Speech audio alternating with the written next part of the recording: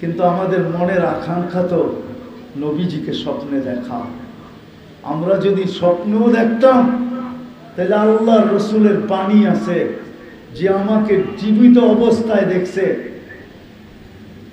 আর যে আমাকে স্বপ্নে দেখছে সে যেন আমাকেই দেখছে। দুনো দেখার ভিতরে কোনো পার্থক্য নাই, শুধু এতটুকু পার্থক্য আছে যে জীবিত অবস্থায় আমাকে দেখছে সে সাহাবী হবে, এ শুধু সাহাবী হবে না। কিন্তু দেখার ভিতরে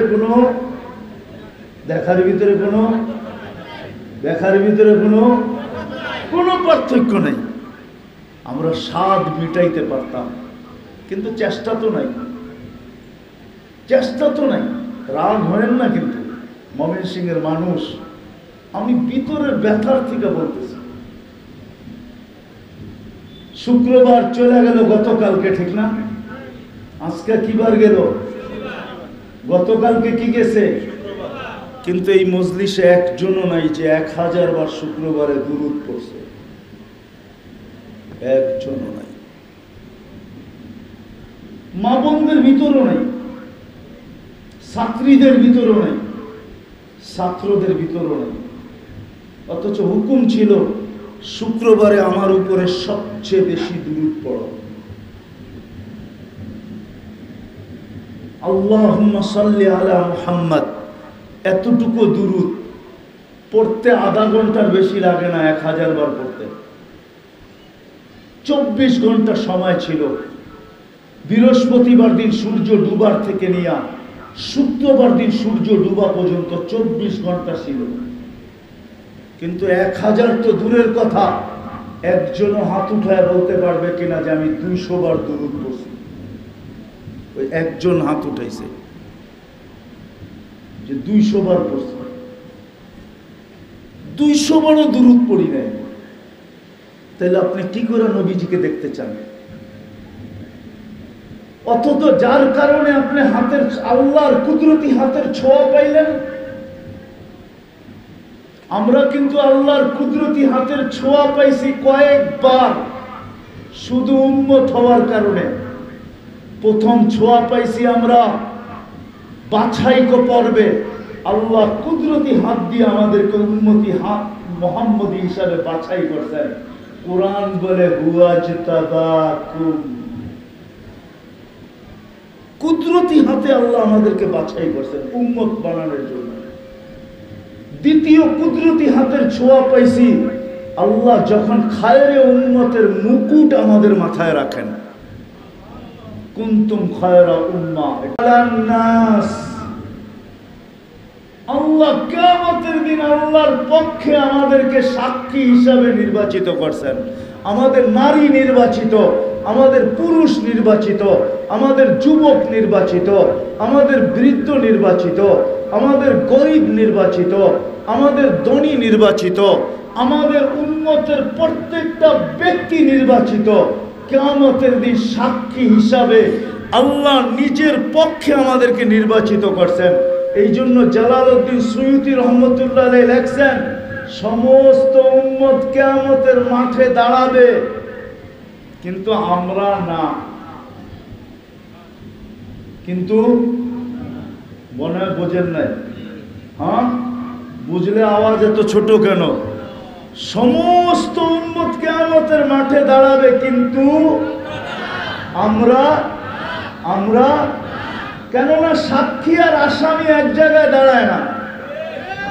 সাক্ষী আর আসামি এক জায়গায় দাঁড়ায় নাকি? আসামি কোথায় দাঁড়ায়? কাঠগোড়ায়। কিয়ামতের মাঠ কাঠগোড়া, আমরা কি সাক্ষী? ঠিক না? আমরাও কিয়ামতের মাঠে দাঁড়াবো না? না না, তো উনি লেখছেন আমরা দাঁড়াবো আল্লাহর পাশে, স্টেজে। কিসে? স্টেজে দাঁড়াবো আমরা। এই উম্মত স্টেজে দাঁড়াবে আল্লাহর পাশে। কার কারণে? কার কারণে এই মর্যাদা পেলেন? মুহাম্মাদুর, আবার বলেন মুহাম্মাদুর। 120 নেকি পাবেন, 120 নেকি। কোরআন শিক্ষা দিছে নবীকে কিভাবে উচ্চারণ করার জন্য।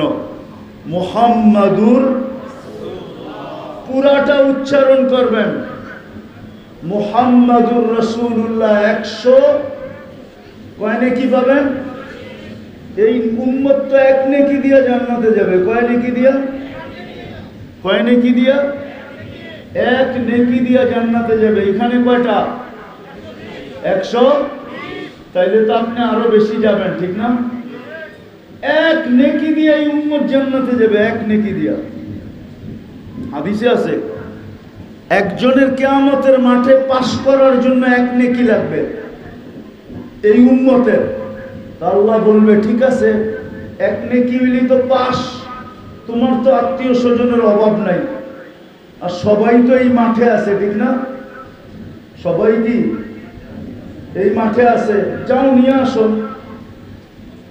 তো সবার কাছে যাবে, কেউ বলবে না ভাই নেকি কেউ দিবে না। বিলকুল বঞ্চিত হয়ে যখন ফিরে আসবে তো অপরিচিত দূরের থেকে একজন ডাকবে, এদিকে। যাওয়ার পরে বলবে তোর চেহারার এই অবস্থা কেন? কেননা তোর চেহারার দুরবস্থা দেখে আমি তোকে ডাকছি, যে তোর চেহারার এই দুরবস্থা কেন? তো বলবে আপন জনের কাছে বললাম কোনো কাজে দিল না, তোমাকে তো চিনি না। বইলা দেখ, কাজে দিলেও তো দিতে পারে, আর যদি কাজে নাও দিল তো মনটা তো ঠান্ডা হবে, একটু হালকা তো হবে মনটা। তো জিদের ঠেলায় বলবে এক নেকি লাগবে, এক নেকি। তাইলে পাস, পাস মানি জান্নাত। তো ভালো মতে জিজ্ঞাসা করবে সত্য? তো বলে বিলকুল সত্য। তো পকেট থেকে এক নেকি বের করে ধরাইয়া দিবে, লজ্জা এক নেকির লিগে চেহারার এই অবস্থা, গেলি এখান থেকে এক নেকি ধরাইয়া দিয়া বাগাইয়া দিবে। কিন্তু ওর তো খুশির অন্ত থাকবে না, ও তো ছুটবে খুশিতে, আল্লাহর কাছে যায়া বলবে নেকি নিয়ে আইছি, আমার ফাইলটা বের করেন। এখন ওর বাপ চলে আসবে, বাপ নেকি পেয়ে গেছে না, পাস, ঠিক না? আর পাস করলে তো এমনি বাপ আসে, ঠিক না? পাশের আগে একরকম, পাস করলে ঠিক না?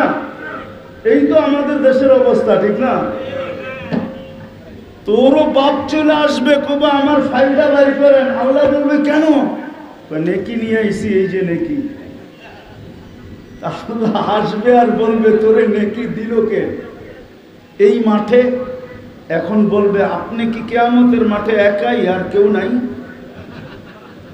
আরো বাবায় বসে। আল্লাহ হাসবে আর বলবে যে নেকি দিছে ওরে ডাইকা নিয়ে আয়। তা আসবে, হ্যাঁ বলবে চল, আল্লাহ ডাকে। যে নেকি দিছে ও কয় আগেই তো ভালো ছিল, নেকি দিছিলাম না, দূরে দাঁড়ায় ছিলাম, এখন তো নেকি দিয়া বিপদে পড়লাম, আল্লাহ ডাকছে, না যায়া যাই কই। তা আল্লাহর সামনে যাবে, যাওয়ার পর আল্লাহ জিজ্ঞেস করবে কিরে নেকি দিলি কেন? তো ওর ভিতরে একটু ভাব আসবে, বাপ বাপ বোঝেন তো কি, একটু অহংকার আর কি। ও কইবা আমার তো আছেই একটা, কি কামে লাগবো? কিয়ামতের মাঠে ভাবলাম এটা নষ্ট করে লাভ কি, ওর কাজে লাগতে ছিল, লাগাই দিলাম। একটু বাপ নিয়ে অ্যাক্টিং নিয়ে বলবে। তা আল্লাহ হাসবে, আল্লাহ বলতেছে আমার চেয়ে বড় দাতা হইতে চাস, ঠিক না? আমার উপরও টাকা দিতে চাস, ঠিক না? তো যে পাশ হয়ে গেছে ওরে আল্লাহ বলবে খুঁজ বিয়া দিয়া ঠিকা, তোর ভাইয়ের হাতে ধর আর দুইজনে জান্নাতে চল, আমার চেয়ে বড় দাতা হইতে দিব না। এই উম্মত তো এক নেকি দিয়ে জান্নাতে যাবে, শুধু মুহাম্মদুর রাসূলুল্লাহর কারণে।